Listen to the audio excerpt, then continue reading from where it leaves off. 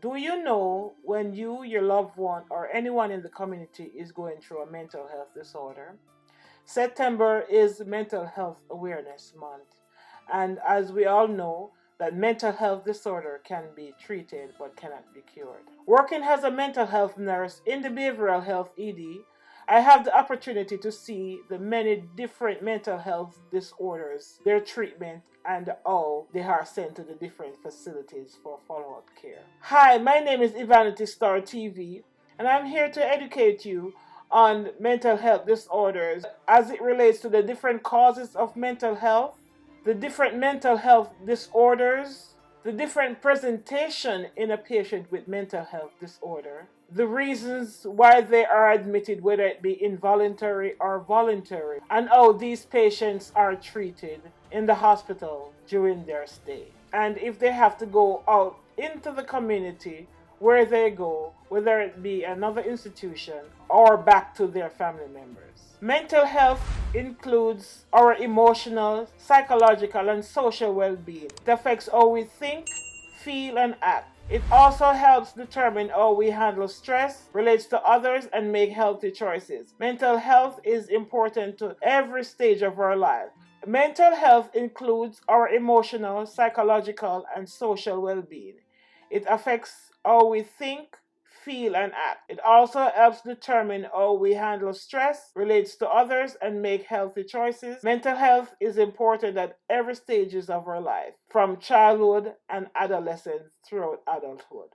I'm going to share with you the many causes of mental health disorders. Mental health problems can be a wide range of causes, like childhood abuse, trauma or neglect, social isolation or loneliness, experiencing discrimination and stigma, including racism, social disadvantage, poverty and or death, bereavement, losing someone close to you, severe or long-term stress, having a long-term physical health condition, unemployment or losing your job, homelessness or poor housing, drug and alcohol misuse, domestic violence, bullying and other abuse as an adult, significant trauma as an adult, such as military combat, being involved in a serious accident which you fear for your life, or being a victim of violent crime. Physical causes, for example, a head injury or a neurogenical condition such as epilepsy,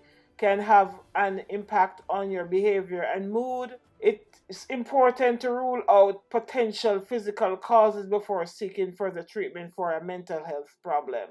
So if a patient comes to the hospital with a mental health disorder, clear them mental because they could be having problems with their thyroid and that can trigger a mental health break. So you have to clear them. In dealing with the patient, some of the presenting signs in the emergency room, the patient will come in feeling sad or down, confused thinking or reduced ability to concentrate, excessive fear or worries, or extreme feeling of guilt, extreme mood change or high or low, withdrawal from friends and activity, significant tiredness, low energy, or problem with sleeping. They may also present with drug abuse or alcohol abuse. They will present with homelessness or helplessness, feeling of doom and gloom, and wanting to kill themselves or kill others. When a patient is brought to the emergency room by the police, they are either danger to themselves or others, and most of the time they are involuntarily committed by the magistrate, where the police will be called in the home and the police will take the patient if the patient is a danger to themselves and others, and they will be involuntarily committed. Or if the patient is not a danger as yet, but is looking to present with danger, they can go to the magistrate and get an involuntary commitment for them, especially if they start seeing things, hearing things, say they're going to kill themselves, stop taking their medication, or just behaving bizarre in the home. Now, a patient who comes in like a walk-in or a family member will take them in where they're conscious, aware, alert, they know what is going on with them, but they're going through depression and they're going through sadness or anxiety disorder. They may be on medication or not be on medication, but their family member notice the change with them, or they may notice the change within themselves over a long period of time, especially if they are going through a loss of a loved one that exceeds the time with they're having depression, or they lose their job, or they're going through a divorce, or they lose their home, or they have financial issues. They may come in to the hospital with depression, or having some form of anxiety where they cannot control themselves. They feel like they want to kill themselves, or they feel like they just don't want to be around anyone anymore, or they can't even perform well on their job or with family members. They will check themselves into the hospital because they identify that they're having a problem. Or sometimes they may be out of their medication and they don't have the fund to buy their medication.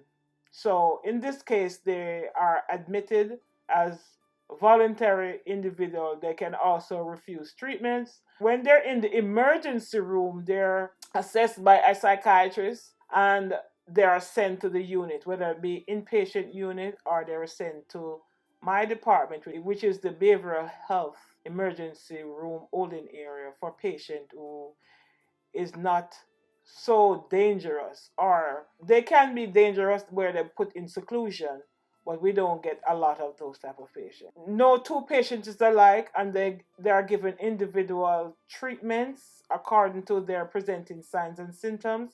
Some is not given any medication at all based on what is going on with them, because it could be just happen where it is acute, where the patient is just going maybe through a 2 week period of stress, where they just talk to them and they may need therapy, or so that, or sometimes the patient may say they don't want to be on any medication. They're able to talk rationally with you.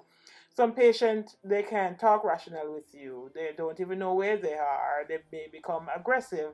They want to fight you, and those patients, we will give them medication for them to sleep until they're able to talk with you, if they're able to talk, based on their mental health disorders. Now, when these patients are admitted to my department, they are worked up by the doctor, and they will assign to a caseworker, where the caseworker will find them placement, admit them to a different hospital, or talk with family members and send them back home on treatment and for follow-up care in the community.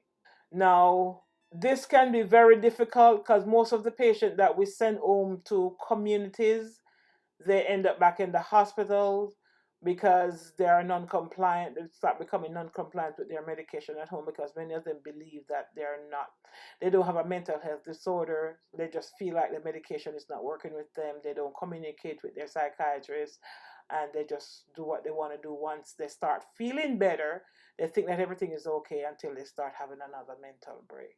So as individuals within our community, we have to be vigilant, and we have to be mindful of who is around us and our friends and our family, and try to get help for everybody who is having problems. If you have a friend that comes to you and they say they're not feeling well, they're not feeling themselves, and this person is going through certain things, don't be afraid to seek advice or help for them. And you have a hotline that you can call. You can call the police and they can help you, because mental health is not a joke, and a lot of people end up killing themselves as a result of going through different mental health disorder that we don't understand what they are going through. So we, as individuals within our community, we have to be mindful that mental health disorder is a very serious disorder.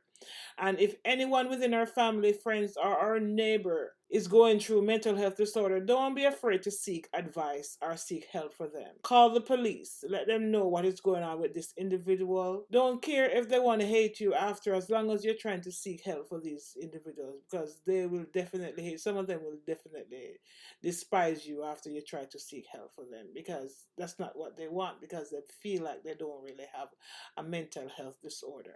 But don't be afraid to go out there, get the help for them if they don't want to help themselves, especially if you know that they're on medication and they don't want to take their medication, or they're not following up with their psychiatrist or their therapist. You have some of them will be taking drugs. You have some will be taking alcohol along with their medication, and they start to act bizarre because you have to remember that the medication and alcohol and drugs work on the same receptor within the brain.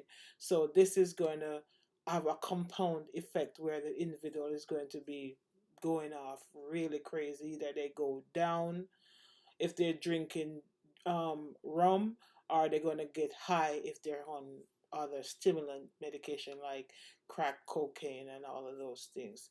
So we have to try to be our brother's keeper. We have to look out for each other, and we have to call, follow up, find out from each and everyone, how are you doing today, what's going on with you, and see how well you can best help a person with a mental health disorder. Let me share with you a story of how I helped my friend from committing suicide. 12 years ago, I had a friend who was going through a divorce. She actually went through the divorce, but she was left with all the expenses because her husband and her used to work together and they used to pay the bills. So when they got divorced, she was left with a child and also all the expenses in the house. He went off and got married to somebody else and started a whole different life. She was getting child support, but the child support wasn't enough to finance everything that was taking place within the house when it comes to expense. She had a 4 bedroom house and she had just purchased a car, and she had a job that could make the car payment. Her husband was the one that was making the house payment. But at this time she was going through a lot of stress financially, and I didn't want to tell her to go and take a loan out to create more problem on her. So I advised her to sell her house, downsize, and get a smaller house. She refused. She didn't want to let go. She had so much sentiments towards the house. So they reached to the point where she ended up losing the house. My friend went into a massive depression to the point where she didn't want to live anymore. When I went over to her house, she was unkempt. Her hair was matted. She didn't cook any food. The child was just barely surviving in the house. I couldn't believe that this is the way that she was living. Because normally I used to talk to her on the phone and she used to tell me how she was feeling. But she used to build this facade, like, oh, I'm feeling depressed, but she was acting as if she was coping.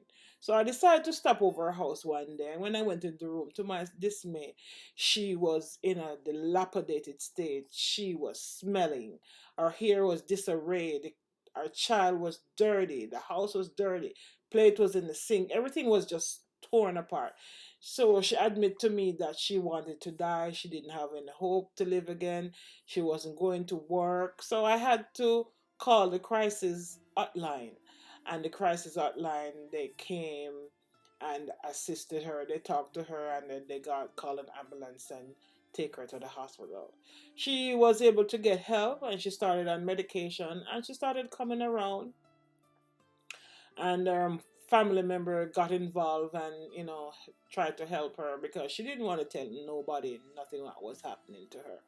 So I was the one who ended up calling her mom and let her mom know the state that she was in, because her mom was living all the way in New York and she's living here in North Carolina. So they just used to communicate on phone and her mom didn't know what was going on with her. Fast forward to this time of the year now. Now my friend is doing very well. She's back on her job. Everything is okay with her now. She's not taking any more medication and she's just doing fine. So that is to show you that we have to be vigilant, we have to be assertive, we have to try and talk to our friends and find out what is going on. Stop by, visit them, see what is going on with them so that you can provide the help for them.